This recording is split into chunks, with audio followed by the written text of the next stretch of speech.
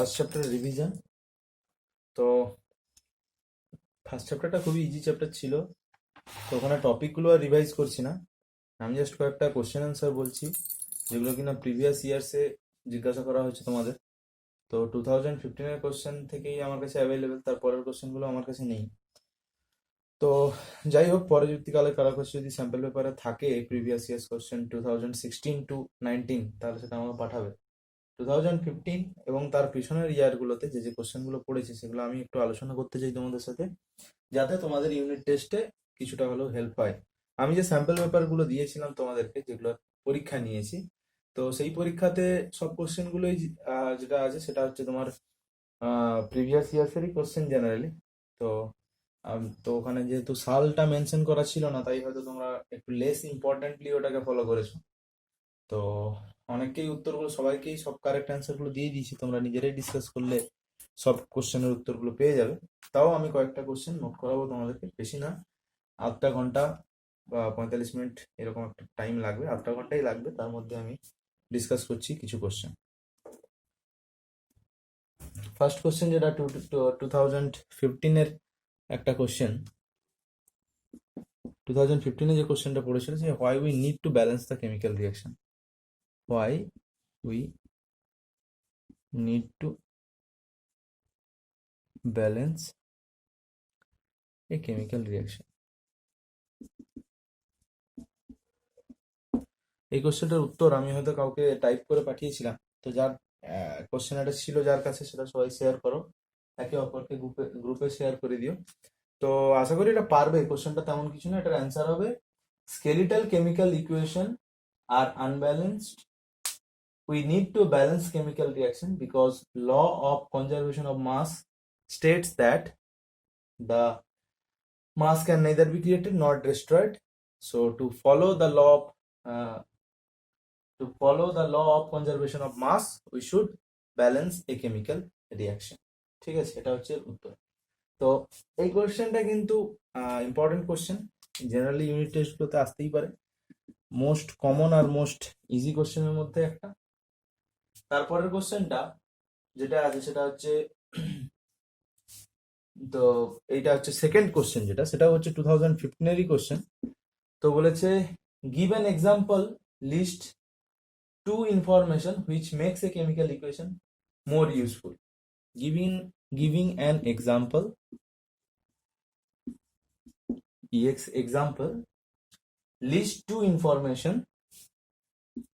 list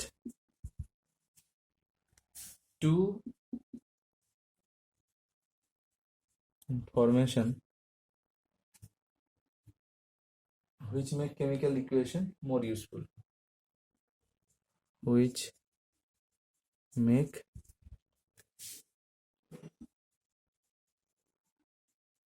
chemical reaction more useful. এই কোশ্চেনটা সবাই দেখতে পারো একটু, ঠিক আছে?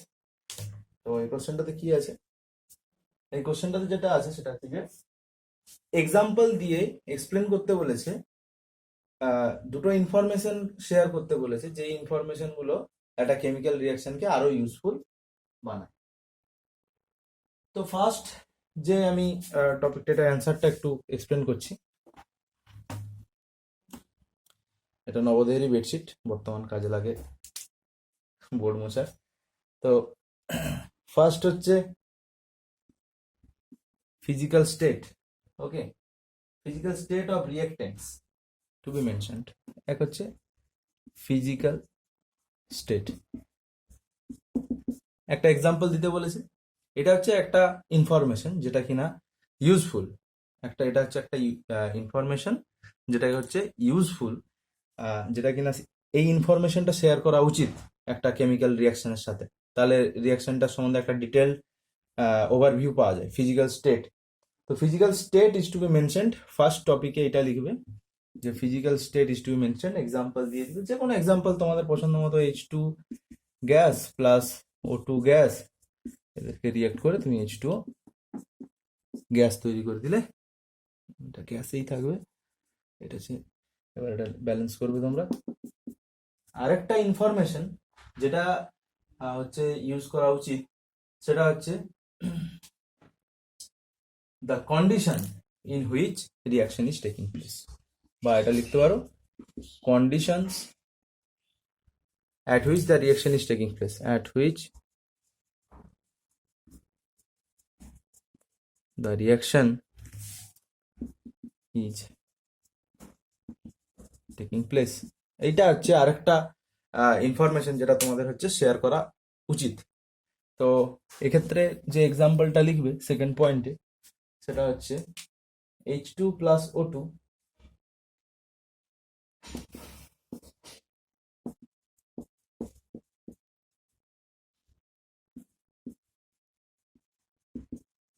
বার্নিং,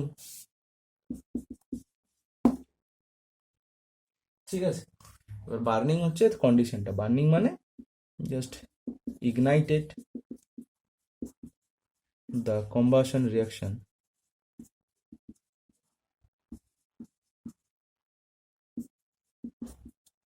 with providing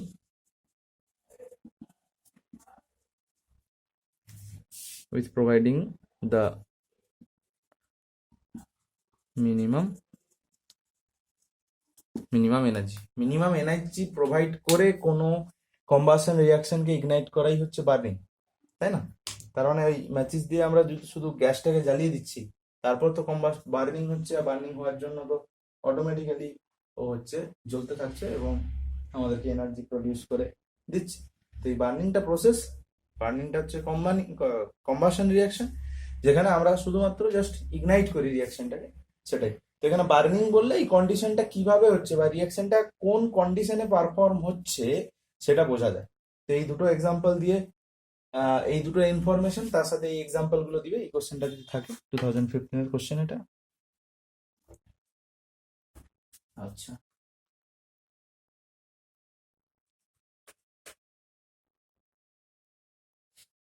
আচ্ছা এইটা একবার দেখো, এটা থেকে কিন্তু কোশ্চেন আসবেই তোমাদের। টাইপস অফ রিয়াকশন তুমি প্রত্যেকটা সালের কোশ্চেন দেখে নাও নেট থেকে, বা তোমাদের কাছে যদি থাকে তুমি দেখে নাও, প্রত্যেকটা সালেই বা প্রত্যেকটা ইয়ারে টাইপ অফ রিয়াকশন থেকে কোশ্চেন আসছে। যে একটা রিয়াকশন দিল বেরিয়াম সালফেট প্লাস ধরো হচ্ছে আচ্ছা কপার দাও, তারপরে বেরিয়াম দাও, তো কি তৈরি হবে? বেরিয়াম সালফেট তৈরি হয়, কপার। তো এই যে রিয়াকশনগুলো টাইপস অফ রিয়াকশনের মধ্যে আবার displacement reaction, double displacement reaction,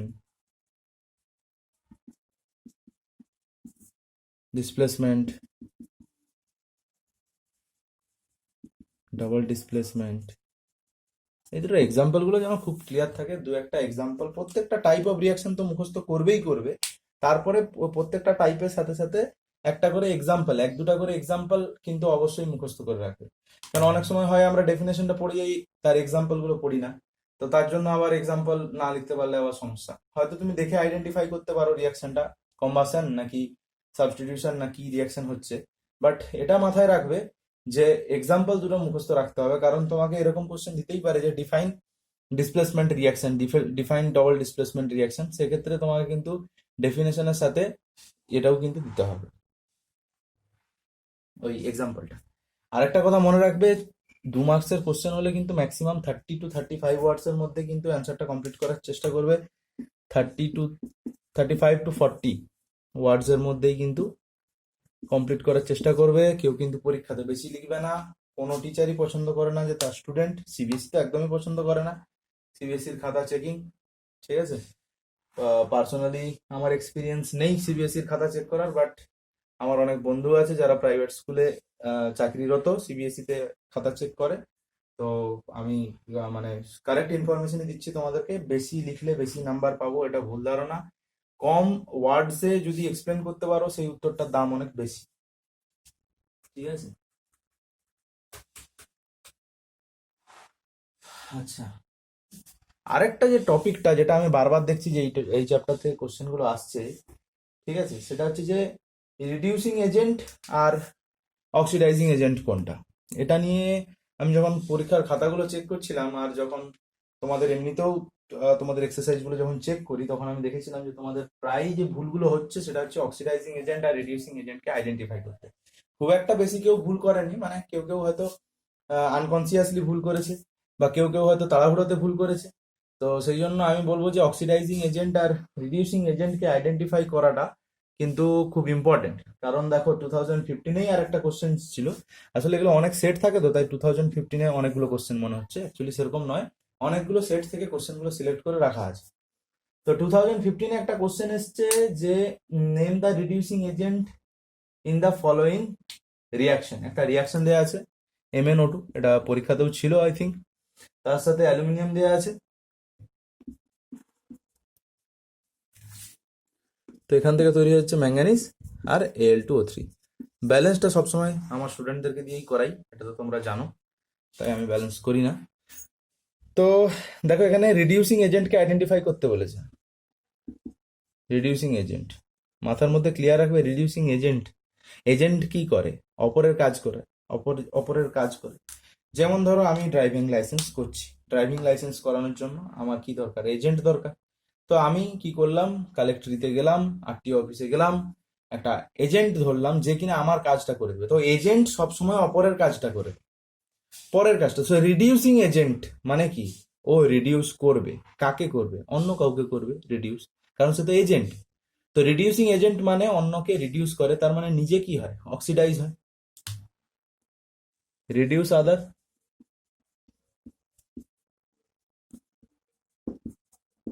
oxidise itself. Reduce আদার, অক্সিডাইজ ইটসেলফ। তার মানে এখানে দেখো অক্সিডেশন কার হচ্ছে? অ্যালুমিনিয়াম ছিল এখানে সিঙ্গেল, এখানে হয়ে গেল ডবল, ডবল মানে অক্সিজেনের সাথে কানেক্ট হয়ে গেল দিয়ে। আশা করি Al2O3টা ঠিকঠাক দেখা যাচ্ছে না, আচ্ছা না হচ্ছে, চেঞ্জ করে দিচ্ছি, প্লাস Al2O3। তো এবার দেখো ছিল অ্যালুমিনিয়াম, এখন হয়ে গেছে Al2O3, এখানে Al2O3তে অক্সিজেন অ্যাড হয়েছে। সো অ্যালুমিনিয়াম থেকে এটা অক্সিডেশন হয়েছে, যার অক্সিডেশন হয়েছে সে নিশ্চয়ই অপরকে রিডিউস করেছে, তার মানে aluminium is the reducing agent. ঠিক আছে, খুব ইজি চ্যাপ্টার, সবার তো ফুল মার্কস পাওয়া উচিত। এবারে তোমাদের physics sir, math sir, physics math sir Aniruddha sir তো তোমাদের ব্যাচের খুব নাম করে যে আগের ব্যাচের থেকে খুব ভালো, কিন্তু আমি তো কেমিস্ট্রিতে পারফরমেন্স খুব একটা ভালো দেখছি না।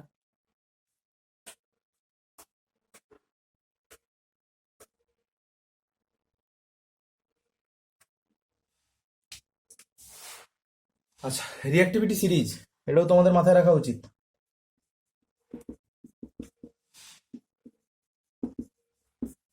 রিঅ্যাক্টিভিটি সিরিজ, রিঅ্যাক্টিভিটি সিরিজ অবশ্যই মাথায় রাখবে, মুখস্থ রাখবে সবসময় রিঅ্যাক্টিভিটি সিরিজ, কারণ কোনটা কাকে ডিসপ্লেস করবে না করবে।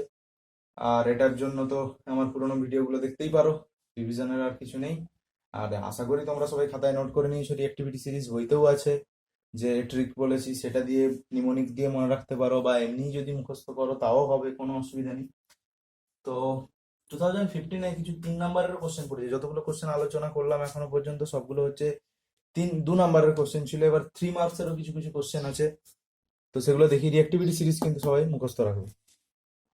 আর তোমাদের পুরোনো যে পরীক্ষাটা দিয়েছো তার খাতাটা এখনো চেক করে উঠতে পারছি না, কারণ এই লকডাউন হচ্ছে, যখন তখন পড়ে যাচ্ছে একদিন ছাড়া ছাড়া, তাই সব টিউশনগুলো এখন বাড়িতে গিয়ে যে টিউশনগুলো পড়াচ্ছি সেগুলো মানে পুরোপুরি একটা দিনে কনসেন্ট্রেট হয়ে যাচ্ছে। মানে যেন বৃহস্পতিবার বুধবার দিন যদি লকডাউন থাকে, তাহলে বৃহস্পতিবার দিনেই বুধবারের সব ডেটগুলো করাতে হচ্ছে, মানে সকাল থেকে সন্ধ্যা পর্যন্ত টিউশনই পড়ানো থাকে।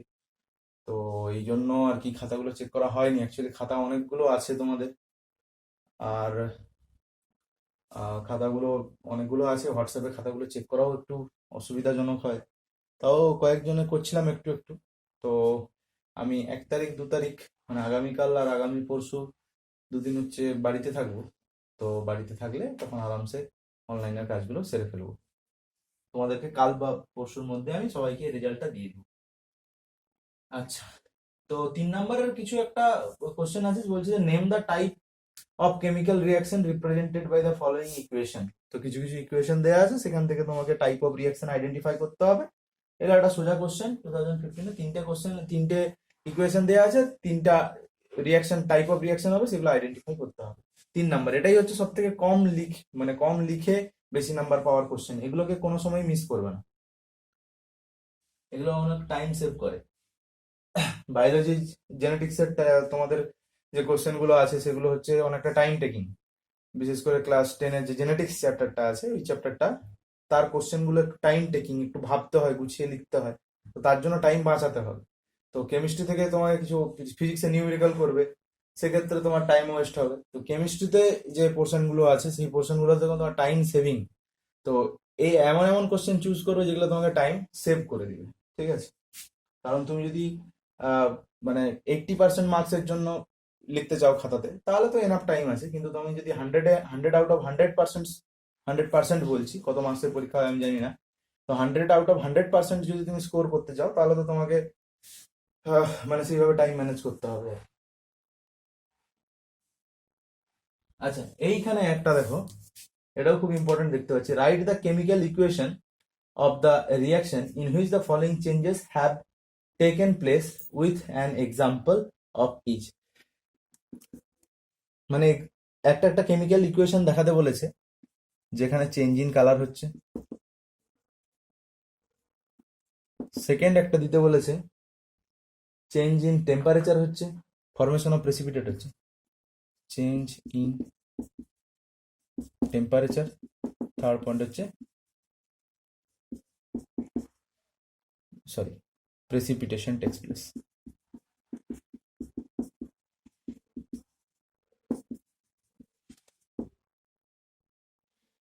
Place.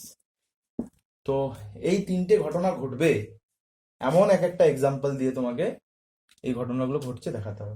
Actually you have to give a example of a chemical reaction in which change in colour is takes place or taking place. তো আশা করি পারবে। তো যারা পারবে না তাদের ক্ষেত্রে বলে দেই যে এই কোশ্চেনগুলোর অ্যান্সার আমি অলরেডি করে দিয়েছি, তাও আরেকবার বলে দিচ্ছি। কপার প্লাস 2 AgNO3 তৈরি করবে copper nitrate plus silver Ag। এবার দেখো, কপার মেটাল ছিল, AgNO3 যে সলিউশন সেটা তো ধরো কালারলেস, ঠিক আছে?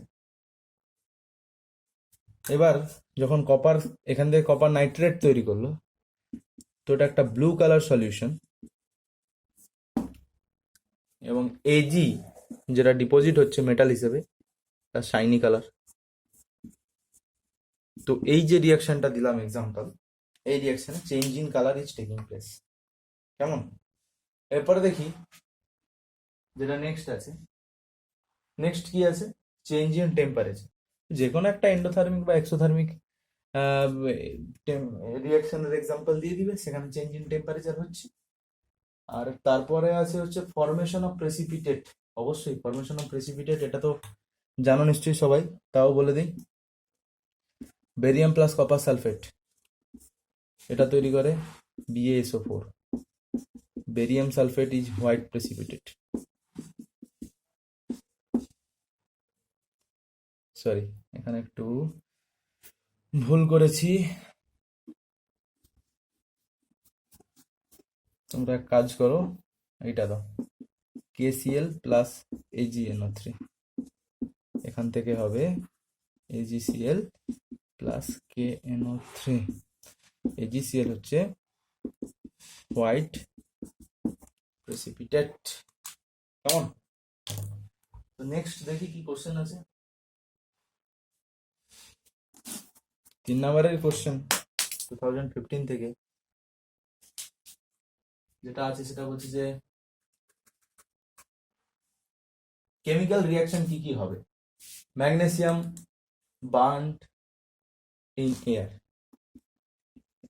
কথায় লেখা আছে, জাস্ট এদেরকে ইকুয়েশনে কনভার্ট করতে হবে। ম্যাগনেসিয়াম বার্নড ইন এয়ার মানে ম্যাগনেসিয়ামের সাথে অক্সিজেনের রিয়াকশন কি হবে এটা লিখতে বলেছে। ব্যালেন্স করে প্রোডাক্ট লিখে দিলেই হবে। Electric current pass through water. Electric current passed through water, কি হবে? ওয়াটারের মধ্যে দিয়ে ইলেকট্রিসিটি পাস করা মানে ইলেকট্রোলিসিস প্রসেস ইজ টেকিং প্লেস। ইলেকট্রোলিসিস করলে H2 + O2। ঠিক আছে।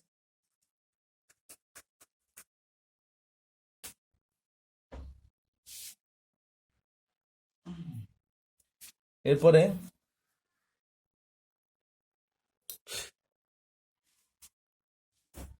2014-এর কিছু কোশ্চেন দেখে নিন।